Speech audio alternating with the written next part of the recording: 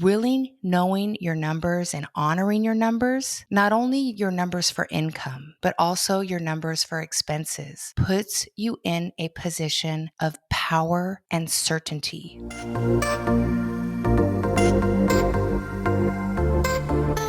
Welcome back. Today, we are going to talk about my absolute favorite subject, how to stay debt-free and remain debt-free. But here's the twist. It's not by adhering to restrictive step 1, step 2, step 3s. No.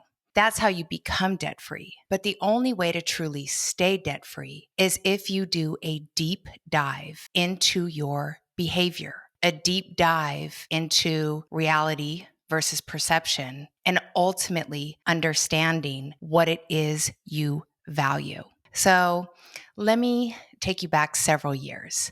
The reason that this is something so near and dear to my heart and something that I've been practicing since I was literally 17 years old is because I was on my own at 17. And obviously there were no lines of credit. There was no capital to have access to. So I was at a point where what was earned that day, I would have to allocate, accordingly. Right? So I learned very early on as to what needed to be earned and then monitor what needed to be spent. Now, for those who have, followed a traditional path, i.e., gone to get jobs, had subsidies by still living with their parents or maybe, additional loans, etc. They haven't necessarily had to learn this gritty existence, this gritty day-to-day existence. So again, when you're on your own and you know that at the end of the day, you have to eat, you obviously have to wash your clothes, you have to figure out transportation, and then on top of that, you have to figure out housing, you have to put a budget together. You're absolutely forced to put a budget together. So the minute your eyes open, you don't have the luxury of saying, you know what, I don't really feel like going out to earn. So this definitely forces one to get up to earn. And then as you're earning, because you are so dialed in on what your daily expenses are, you are cognizant of every single purchase. Now, my strategy was, and I adopted this immediately, is I wouldn't eat until I made X amount of dollars, period. And sometimes those days were super long because nothing was promised. So when you're operating again in that fashion, you value money, you value earning money, and you value spending money in an entirely different way. So obviously, as time has passed, I've had the luxury of having guaranteed salaries, etc. But are they really? So allow me to shed some light onto how I think about looking at expenses and income as well, but definitely the expense part as daily expenses. Looking at it through this lens that I'm about to share with you is definitely going to blow your mind. So, of course, we have our fixed expenses, right? We have our fixed overhead, which is where we live, our transportation, the things that oftentimes come up on your standard budgeting tools. But the things that are never accounted for, and the reason why so many people get themselves in trouble and into debt is because of these variable expenses. And again, you notice I'm using words that are very business-like. I love to introduce business terms into regular personal budgeting conversations because at the end of the day, your home, your way of operating in your personal life should be run like a business if you want to optimize it. So let me take you behind the scenes to some of my own personal expenses, and I'm going to share with you what the daily amount looks like. You guys are going to get a kick out of this. Let's start with lashes, for example. So eyelashes are $220 a month with tip. Well, that's $7.23 a day. right? It's definitely more than a Starbucks. But then let's talk about hair color, right? That happens every 30, 45 days, 60 days, depending on who you are. Well, for me, it's every 30 days. It's $150 a month. So therefore, that is $4.93 a day. Now, let me tell you that these are calendar days. These are not work days. Okay. So if I were to take this down to actual work days, it would be even more shocking. So when I tell you the daily expense, it is literally off of 365 days a year, knowing that I am not earning money 365 days a year, or your traditional wage earner isn't earning money 365 days a year. So as you can see, just by this example, this is why so many people are in debt, because when they sit down and do the budget for home insurance, etc. And let me tell you, even when you're qualifying for a home, even when you are qualifying for a mortgage, you are not, nobody is accounting for your lashes, your Botox, your waxing, or your hair color. Okay. So you're wondering why you're short, or why you're scrambling, or why you're making enough money, but there's no money. This is exactly why. Again, nails, $6.58 a day. Waxing, $4.60 a day. And it goes on and on. And this is before you even go to buy the Starbucks. You go to buy the energy drink. You go to pick up some random thing that nobody needs from CBS. You go to grab something for your child, an expensive Cinnabon at the mall that literally nobody needs. This is how we over leverage ourselves. And this is why it's so incredibly important to know these numbers. So let's talk about running a house. So I gave you the frills. I gave you the bells and whistles, right? So obviously we can cut that out if we had to, but let's talk about things we can't necessarily cut out. If you have a pool, it's $5 a day. If you have a landscaper, that's $4 a day. Okay. DirecTV is $9.44 a day. And we won't even talk about all the other 96 subscriptions that I have to view entertainment. I mean, you can literally look up and be spending $200 a day before you even start to calculate your home, your car, your insurance. So it is totally possible that you're spending $200 a day on all these things that never really hit your budget, that never really hit your home profit and loss statement. Again, I introduce this business nuance in the conversation. This is really what separates individuals who are operating in an excellent fashion. They know where every dime is going down to the cent. Why is that important? Well, if you're in the manufacturing business or if you're in the product business, you know that margins are tight. And at scale, 30 cents can be a make or break. So this is why I take these conversations incredibly serious. And when I'm having them with individuals who are not in the manufacturing business or in the product business, and I'm teaching them through personal finance about the severity of understanding what the amount is down to the cent, they look at me like I'm nuts. But the reality is, this is what sets you up for greatness. And this is why I'm so passionate about this topic, because being able to master this at a young age, it has never left me. I've always been incredibly cognizant of absolutely everything, including any types of vacations, any types of entertainment. It all goes on the spreadsheet, because the moment you start to lie to yourself, you are in huge trouble. The moment you start to think that on Saturday and Sunday, when you are not earning any income, yet you are still spending, and then you're treating yourself to overspend, you're wondering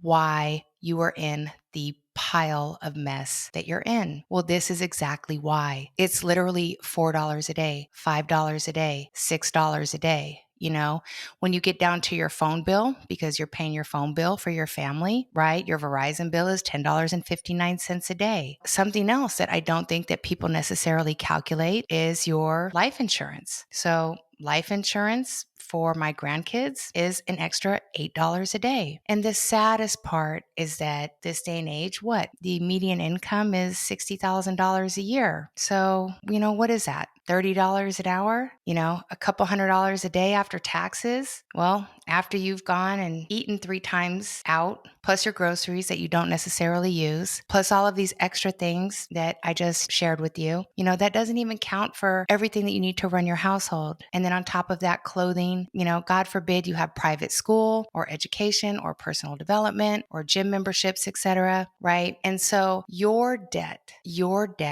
is their asset. It puts you in a place where you can be controlled, to the point where you have to stay at your job, to where you have to stay in that relationship you don't necessarily want to be in, to where you have to make moves that you don't want to make, literally out of desperation of being buried in spending. And so as I am having this conversation with you, that was an aha moment, because we like to use the word debt, but the truth is it's not debt. It's the behavior around spending. It's the decisions around spending. And nobody is saying that you shouldn't have all of those things on the list. Nobody is saying that you should deprive yourself of anything. Absolutely not. But if you look at it through this lens, you will realize that you can have the life you want. You can have all of the luxuries you want. They just need to be strategically calculated, and you have to have a plan to earn the income or make the sales that will cover those strategically planned expenses. Again, just like a business. So when people who want to go into business or who want to be entrepreneurs think that they're going to go to business school, get a business degree, it literally starts right here. The foundation to look at your personal spending as a business and get very aligned with what is necessary and what is unnecessary. And from there, put together a strategy to cover those expenses, to have enough cash flow to cover those expenses. And once you get into the habit and once you get into the practice of this, you'll be able to run any business, any department that you so desire. It really is that simple. Another tool that I'd like to introduce you to, obviously, I do have a phenomenal spreadsheet that will allow you to put all of your personal expenses and income into it, that will spit out percentages and all types of valuable data that you will just get so excited about. But if you're not there yet, okay, I wasn't there, and that's not where I started either.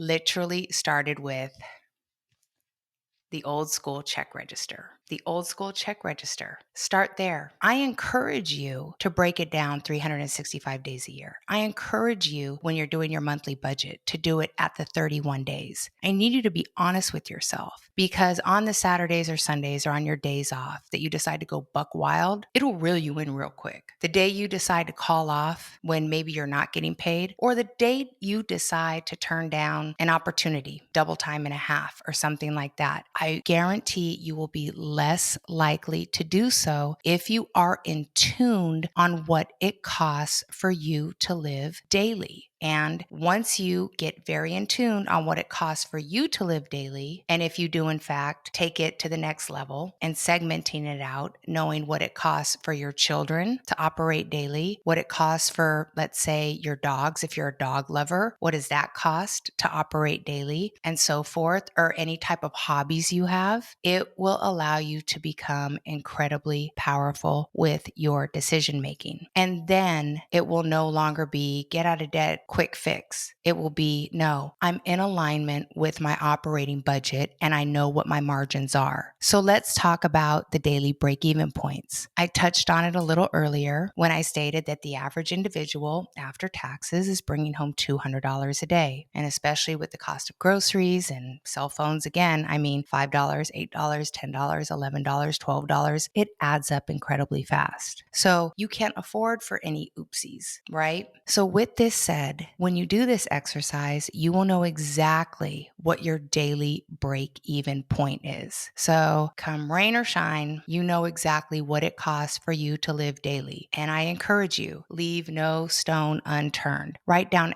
absolutely everything you can think about. And the way that I design my spreadsheets is I do it daily, monthly, and annually. Looking at it through those three lenses is incredibly powerful. It truly tells a story, especially for the more seasoned individual who says, you know what, I make $120,000 a year. I'm great. But I bet you when you put everything down, you're going to realize you're not so great. And that's why you're not feeling great. And that's why you're always robbing Peter to pay Paul, or perhaps have lines of credit that you shouldn't necessarily. And this should be that special little nudge. Do more, earn more. It will also be that special little nudge on your shoulder for you to advocate for yourself on a daily basis, for you to advocate for yourself in your organization, for you to advocate for yourself on potentially that, and I hate using the word side hustle, but it's what we all resonate with, on that side hustle that you've been putting off. You know, an extra $400 or $500 a month is powerful. It's powerful and it's a game changer, especially if you don't squander it, right? And it also puts you in a position to be able to say no, to be able to say no to that family member who keeps calling with that sad story, to be able to say no for picking up that bill, you know, when you go out with your friends that you didn't necessarily plan for, but you didn't want it to be awkward. Really knowing your numbers and honoring your numbers, not only your numbers for income, but also your numbers for expenses, puts you in a position of power and certainty. It puts you in a position to have integrity with your money. And because so many of us don't do it, that is why at the end of pay periods, at the end of the year, we're just sitting there going, how did I get here? You literally got here by an extra $4.89 a day. And there's that joke and there's that meme out there that says, you know, depriving myself of Starbucks isn't going to get me to the point where I can put a down payment on the house. Facts. It's not. But guess what? Knowing the power of that $4.89 a day, whether it's coming in or out, puts you in the power, in the position to be able to set yourself up for bigger moves. So that is literally the way I operate. It has been the most valuable skill set outside of building mental toughness that I acquired early on in my life. And thankfully, because I didn't have some of the other skills, it has allowed me to still be able to move the needle while the rest of my life was unraveling at times. Look, you have to be strong in something, right? Nobody is great at everything. But it is my firm belief that if you can master your money, it will definitely offset so many of the other moving parts that are going on in your life. And it will allow you to remain firm and allow you to make educated decisions on how to handle some of the other variables. So I hope you enjoyed this look at budgeting through a different lens. And, you know, in my show notes, of course, is my amazing budgeting tool spreadsheet. Where's my motherfucking money? So in my show notes, you can access this phenomenal spreadsheet. But even if you're not comfortable with spreadsheets, again, a piece of paper is just fine. Just be honest. Just be honest with what it costs for you to live daily and think of absolutely everything you can think of and do it in the 3 columns: daily, monthly, annually. I hope this information was incredibly valuable for you. Thank you so much for joining, and I can't wait to talk again soon.